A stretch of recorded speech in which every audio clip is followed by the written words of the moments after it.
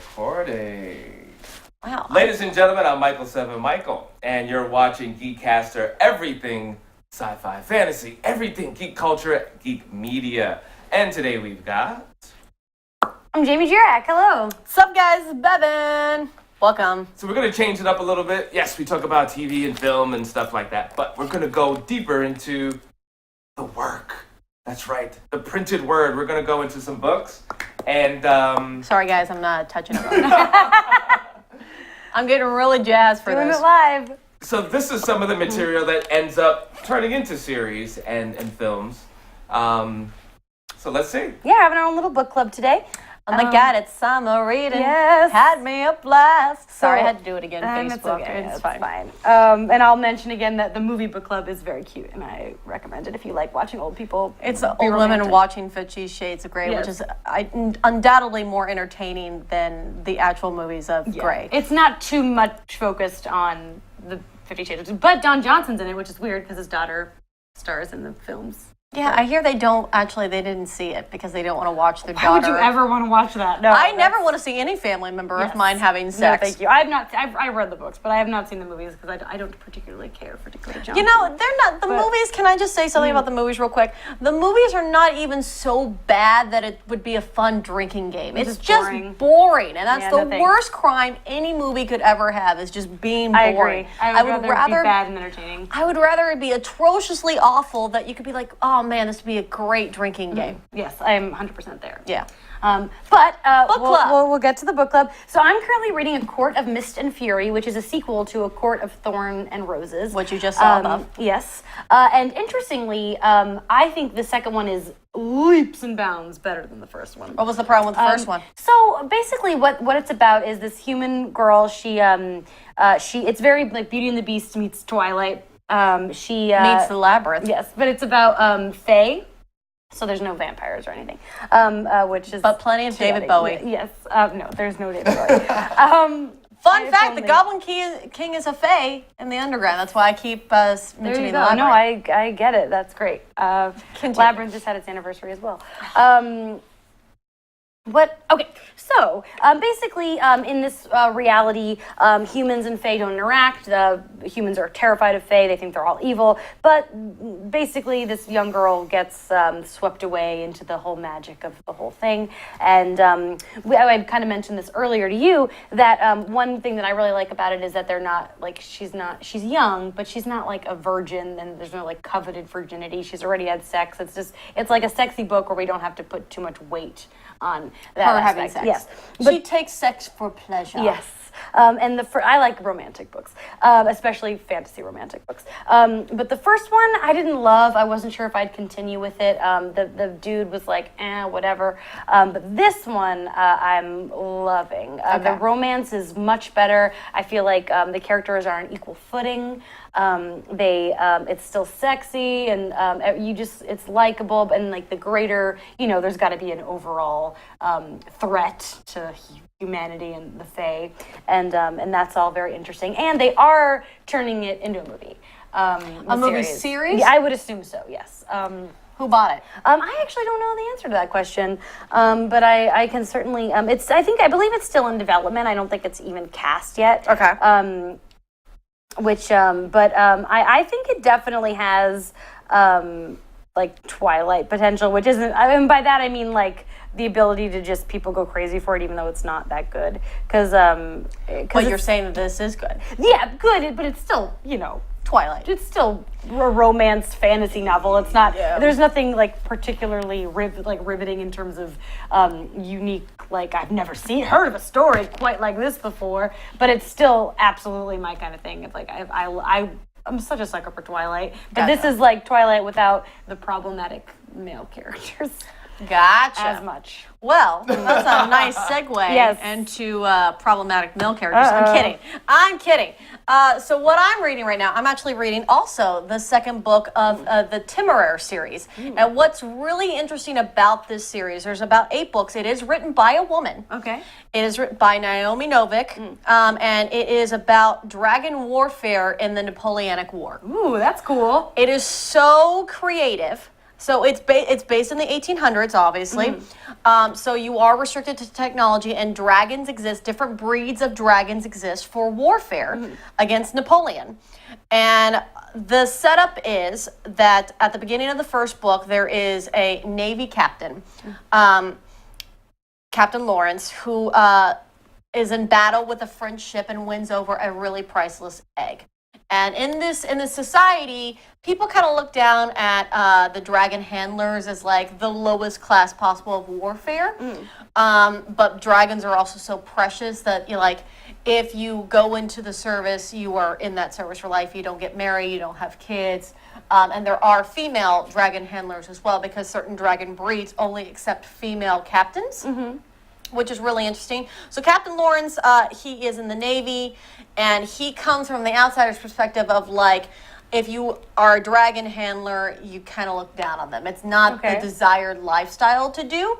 But the egg that they won was the dragon that ends up being called Temeraire, which is a Chinese breed dragon that's very highly intelligent and very inquisitive. And so you get into the politics of how dumb are the dragons really, and the different breeds of dragons, how their intelligence level, and should they have rights of their own. And it's really fascinating how they have they harness the dragons to have a crew. It's they almost treat the dragon as a ship itself for warfare, because you have people that are stationed on there for just gun warfare. You have somebody that's there assigned to help fix anything, the harness or the dragon if he gets hurt during battle. And then you have the captain, who is the head of the dragon, and there's a special bond between the dragon and the captain. Sure. So he ends up having to harness, the egg hatches too early, and so therefore, and the dragon takes a liking to the captain, and so he, in his, I don't want to call it middle age, I want to say he's in his mid-30s, is thrown into this world of the aviators. And he's discovered that everyone has this judgment about them that's wrong. Okay. And it's really clever. It's really well done. Sounds cool. Is there any romance?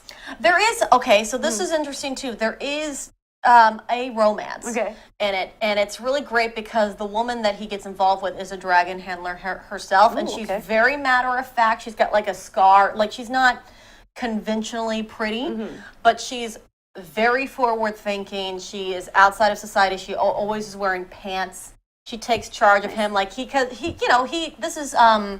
so he's British. I don't know if I mentioned that before. So it's based mostly in England, the first book. And then, so he comes from it's the 1800s, so he's got this way about women, and the women captains and the aviators are so forward thinking and so progressive that it's oh, this is really awesome. Now, it does expand to other countries in the book series, and fun fact, Peter Jackson has been trying to make this into a film for a long time. I think where they're having trouble is it's going to be very expensive because there's a lot of dragon characters. So how do you make this into, I honestly don't think you could make this into a movie series. I think you have to make it a TV show, kind of like Game of Thrones. But you're going to come into the problem of if you're going to do this, you need to make the dragons look good. You need to make the warfare look really, really impressive, because the battles with the dragons are really kind of awesome. Sounds super cool. It's really awesome. I really enjoy it. There's not a lot of dragging. There's a lot of creativity on her part, the author's part, on how the politics of the 1800s versus, because Temeraire is a Chinese dragon.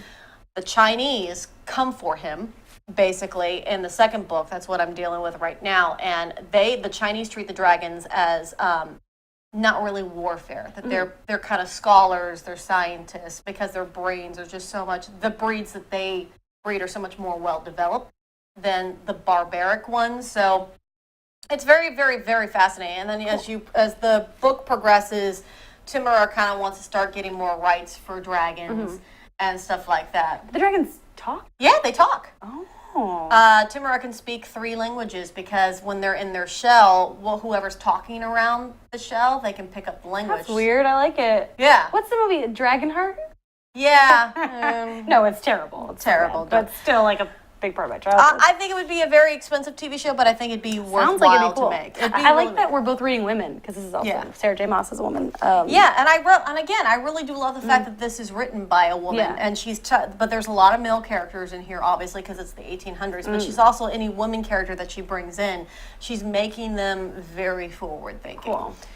I like it. Nice. I like it, and the latest on this one is that Peter Jackson ran out of time. Like he didn't do. I guess when you buy rights, you only have a certain amount of time before the rights get re-released. It gets expired. So now the rights have been re-released and it's up for auction again. Whoever wants to take it. But it is a very popular series. There's like 9 books on it now. Wow. It sells a lot. Yeah, that's what I'm reading. Well, let me ask you this: what age group would you suggest for these books? General or specifically? I mean, these are pretty sexual, so I guess like 18 and up, but I would have really enjoyed this in high school. This would have been a good high school read for me. And again, that's the Court of Court of Thorns and Roses is the first one. But I mean, it definitely, if you like Twilight, this is a book for you for sure. But mature, but 18 and over. But yeah, I mean, there's definite sex. I think if you read Game of Thrones, this is actually easier to read than I think Game of Thrones. I think Naomi Novik doesn't spend too much time like J.R. Tolkien and George Martin. Game of Thrones is hard to get through. It took me a year and a half to read those books. I mean, I think that these books could be for, I don't want to say kids, they're not for kids. The language is really intelligent, and if you are a history buff, especially, you will enjoy the fact that she just entwines 1800s historical, events with dragons. So I would say if you're a sci-fi historical buff, read it. I think teenagers could read it, but I think, it's very more geared towards adults. Yeah, this is an easy read. Like a young person could read this easily. It's just the sex stuff. I mean, and there is sex mentioned in here, but it's not like there's not a love scene written down. And then he thrust deep into there's her. lots of that in this book. Yeah, this mostly focuses on the politics, the history, and the actions and the culture. Yes. Of the 1800s Britain with Napoleonic warfare. Yeah, and dragons. Nice. Dragons are a big bonus. Talking dragons. I love that they talk. Yeah, they do. They talk. They're intelligent. Was there anything that you guys might have come across in the beginning of the summer that you just finished that you could recommend for people to check out? Book-wise? Well, I know what I'm going to read next, if that counts. Actually, the last book I read would be a really good segue into the next thing we're going to talk about, so I'll wait.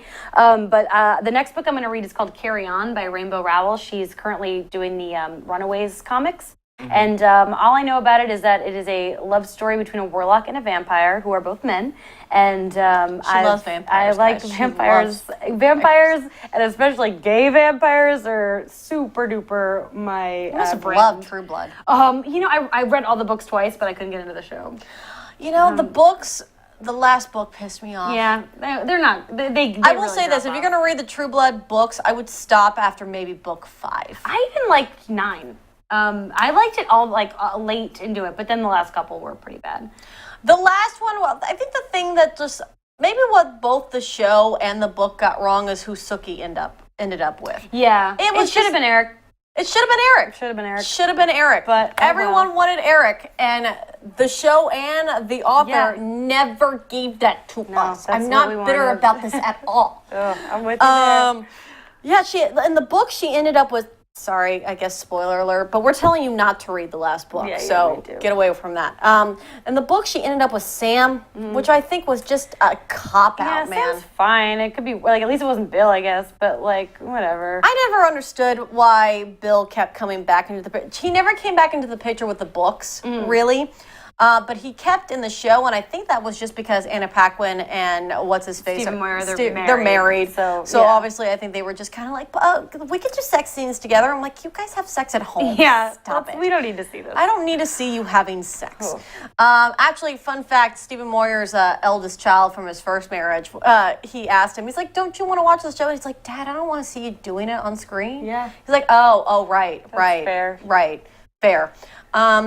But in the TV show, it was even worse because she ended up with nobody. Yeah. What I mean, nobody, I mean she ended up with somebody. Rando, right? She ended up with a random human that you never saw his face. You never saw, like, I guess I understood what they were trying to do with that, but it was still like if you have us invested so much into characters for so long, Yeah, and we're then all about the ships. I mean, that's why we watch shows like that. Yeah. Like, we're not watching for the like riveting like writing. Yeah. Like we want to see these relationships. I know. And Eric and Sophie could have ended up together in the show and the book, Yes. and they just didn't. And I'm just like, guys, you just, I'm with you.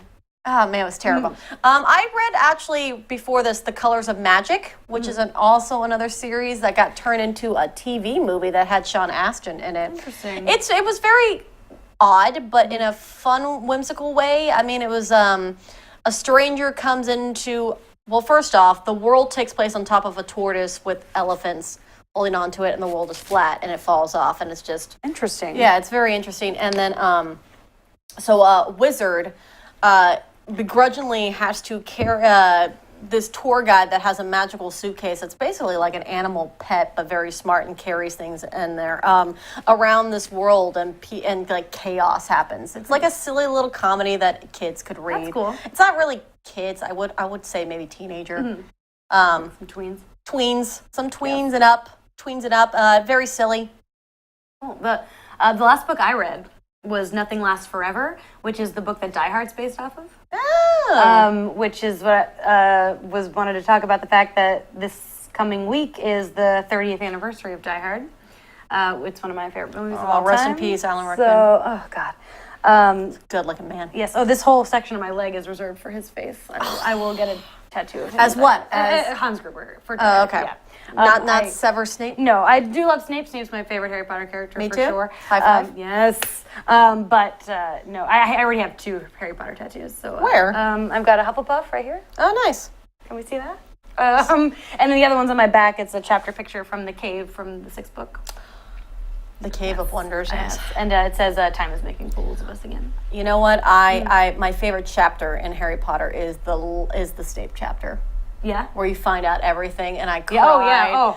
I knew it the entire time, and then when it came The through, affirmation, yep. the affirmation of like him loving Lily, and I'm like, I'm the same way. Such a sucker for it. I'm just crying. Sorry, spoiler alert, but it's been enough. Yeah, time, I think guys. it's been a decade since that book came out. I mean, there's so many things that have, after all this time, always, and I'm like, it's so beautiful. And Alan Rickman was so good at it. Oh my God, he was so good at it. And I just cried. Truly perfect. Oh my God. But listen, the Die Hard book. Sorry. No, it's okay. The Die Hard book was very different from the movie. The shell was the same, but all the characters were different. It was much darker, not as fun in any way, shape, or form. But yeah, I'm currently actually, I'll plug it. I'm writing an article for Slash Film that's going to really detail all of the differences between the book and the movie. So Die Hard? Yeah. So Okay. check that out. Is it going to be on BuzzFeed? No, I am writing a BuzzFeed that's just like XX reasons that Die Hard's still the best action movie. That's much simpler. My Slash Film article will really dive deep into the differences between them. And this was, I believe, Alan Rickman's first movie, correct? I'm not 100% sure. I think this was his first big, huge film. He had done theater, but he had never done film up until this point, I believe. I believe I read that somewhere. No, he was in other stuff. Are you sure? Yeah, I'm looking at it right now. But a lot of it was like TV movies. Die Hard was his first definite like starring role. The rest were all TV movies. Okay. Hans Gruber I think is truly the greatest movie villain of all time. I don't know. The Joker's pretty intense. But to me, the Joker. When I think of the Joker, I don't really think movie villain. I mean, he's a great movie villain, but that's not. He wasn't. But I guess Hans Gruber is technically a book villain, although his name's not Hans Gruber in the book. And neither John McClane's not the name either. It's Joe Leland. It's a sequel. The Die Hard book's a sequel, and originally the character Joe Leland the first book is called The Detective, and Frank Sinatra played that character. So Die Hard was supposed to be a movie starring Frank Sinatra. Did Frank Sinatra croon during this? I don't know. I've not seen it. But Sinatra was like 73 by the time Die Hard came. Like Die Hard would have been a very different movie had it starred Frank Sinatra. Wow. That's intense. Yeah, it's weird. I love how you just brought it back to movies. I can't help it. That's true, but listen, a lot of books turn into movies. Yes. I mean, it's been a long time since I've read a book that didn't have some kind of affiliation or wasn't going to be a movie. Eventually, yeah. I think before Nothing Lasts Forever, I read Ready Player One. I liked Ready Player One. Yeah. I thought the book was way better than the movie. Me too. Agreed. The movie, I get why they made the changes they did, especially like for action purposes. Yeah, but I think they took away the point of the lesson of the book was missed in the movie. Yeah. I mean, even though they tried to put it in there, there was too much spectacle in the movie for me to be like, meh. Yeah. Yeah. What was the clear message in the book versus the movie? That reality is not relationships. I'm sorry, that reality is not. That virtual reality is not relationships. Sorry, reality is not relationships. And that could have been clear in the film. Definitely, I saw the film, and it's.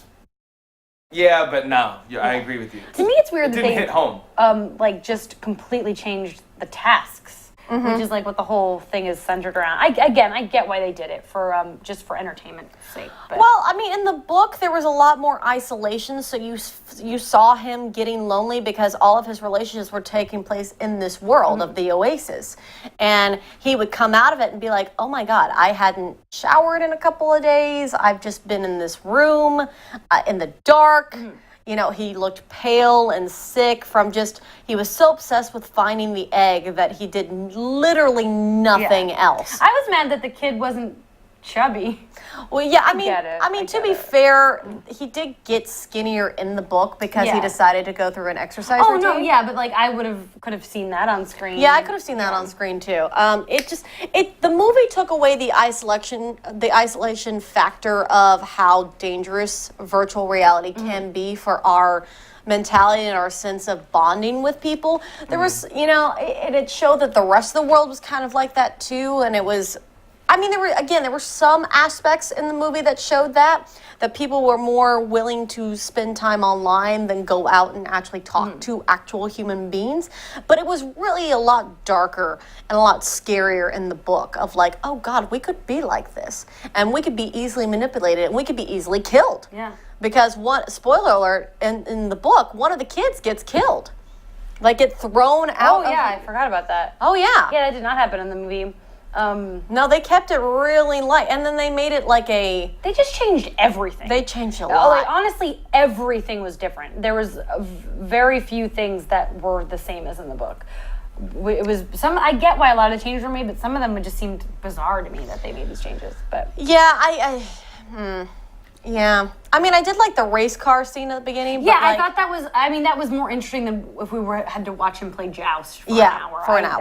I think that was the right call. Yeah. And doing Shining over War Games, I think made sense. Shining was a more popular movie. Although I really wanted some Monty Python in there. Oh, that would have been cool. That would have been cool. I guess they just didn't get the rights to Monty Python. Yeah. But it still wasn't a bad movie. It's just if you've read the book. If I didn't read the book, I probably would have loved it. Yeah, I mean, if I didn't read the book and just saw the movie, I'd been like, all right. But the book was just so much more in depth, as most books are. Yeah. In fact, I would go so far as to say there's only really one trilogy book series where I could say that the movies did a better job than the book, and that would be The Lord of the Rings. I agree. I've tried to read Lord of the Rings 6 times. I can't get through it. I can't do it. It's just because J.R. Tolkien is just like, we're going to sit on 3 pages of this pillar. And that's in great. Rivendell. What a great writer. But, we're looking at the trashy things I read. I'm not going to get through his complex writing. No, he just spends too much time explaining the environment, which is, again, why the filmmakers could do such a good job painting the world of Lord of the Rings, because they literally had the manuscript of like, well, this pillar, according to J.R. Martin, this pillar has this swirling here, and this encrusting of this elf here, and this little crown here. Like too much. It was too much. It's too much for reading, but it's probably a gold mine for Peter Jackson, who's like, yes, I have everything I need right here. I kind of wish they weren't doing this TV show because I just feel like it's not necessary. I hate the fact that they're doing Lord of the Rings TV show. It's too soon. It's too soon and it's not needed. Yeah. It's not needed. Those movies hold up. Those movies hold up, but they're also revolutionary Yeah. too. Like, you don't want to remake something that's revolutionary. Like, don't remake The Sound of Music. Yeah. Just don't. If something wins Best Picture, in my opinion, you should never touch it again. I think that's a great rule. And The Lord of the Rings won Best Picture for Return of the King. Yeah. Don't Right. touch it again. Period. You know, I don't know anybody that's like, oh yeah, I'd watch it. Yeah, I mean, I'm sure there are some like severe book lovers that have issues with the movies. I'm sure that they're excited for the opportunity to get more content in their longer content. But I mean, that's a very Listen, it's still going to be the same complaint. I know the Eagles could have solved everyone's problems, but the Eagles don't care. They don't. No, that's the whole shtick, is that the Eagles don't want to get involved in the warfare, and that's why they don't come till the very end, because Gandalf's like, these people are going to die. Yes. At least show up. Did you see the Hobbit movies? I did. I watched the first two, and then I just never saw the third one. The Eagles come at the end. Yeah. Let me ask you this before I have read that book. Before we go, is there a book that you're so in love with that you're like, I really wish they would turn this into a film? Oh, that's great. Gosh, most of my readings really are already things that have been turned into things. This one. Yeah. I really want them to make this series. I think it's going to take a lot of money, but I really want them to make this series. Gosh, I wish I had a go-to answer, because I'm sure later today it's going to pop in my head and I'm going to be so mad that I didn't say it. But I have a feeling this Carry On book I'm about to read, the vampire book, I'm going to wish was a thing. Was a TV show. Yeah. In the making. Another vampire. Exactly. TV but that's show. just a one-off. So, that's a great question, Michael. Do you have an answer to that question? I do not. Oh, all right. I win. Yeah. This gets to be made. All right. You know what it is? Because Producers? some of the books that I really enjoy are not really, you know, it's more about like philosophy, and I think that would be a really boring film. Yeah, fair. Great for a documentary maybe, but not for a, you know, if we're talking about like an action. Oh, you know, I also have another book that they've already made, but I want them to do it justice, is The Scarlet Pimpernel. Okay. They've made TV shows, and they've made a TV movie that had Ian McKellen in it, but they've never quite done The Scarlet Pimpernel justice. And there's a lot of books. There's a lot of Scarlet Pimpernel stories. They could make it into a TV show. I wish that they would have person to say that. Really? I've had a couple people say the same thing. They really wish that they would fix that one. do that. I wish that I love the Percy Jackson books, and they've screwed those. Oh up yeah, so those are hard. bad. I would love to see those again. One came to mind. The graphic novel Bone. Oh. That would be a bizarre movie. I think it would have to be animated. Maybe not though, but that'd be a cool one to see. You know what I want to see? That's a comic book right now. Ninja Turtles and Batman. Ooh, yeah. There's a That'd be comic book weird. series of Ninja Turtles and Batman, and I'm like, that's so bizarre. Let's make it happen. I'd watch that for sure. Oh my God, right? Who wouldn't? Because right now, let's be honest, the Turtles need a reboot because the last two Turtle movies insulted me. I don't even think I saw them. Oh, they're Maybe so I did. bad. Maybe I saw the first one. They're so bad. And Megan Fox's April O'Neil, back up. I mean, first off, not my April O'Neil. Hashtag not my April. Not at all. And it's just, man, it's so bad. And it's just like, reboot the Turtles and put Batman in it. And I'm watching. Bevan, you know what? Next show, we need to do a show on all the movies that need to be redone. Yes. That's true. Let's do that. But right I now, love what's that. your social media? I'm on Twitter at Jamie Cinematic. And you can find me everywhere at Bevan Why Not Now. BEVYN, the letter Y, not now. And I'm Michael7 Michael. That's Michael, the number 7, Michael on IG. And you're watching Geekcaster. That's geekcaster.com. That's Geekcaster on IG. That's Geekcaster1, just the number 1. Jeez. On Facebook. And hope you enjoy. That's right, we're Geekcaster everything. Geek culture, geek media. Say bye, ladies. Bye. All right, and thank you so much for watching. Yes, we are live, and we're also on cable. So check us out on the website, all the information, all the cable information. Please watch us and support. Woohoo! All right. Great.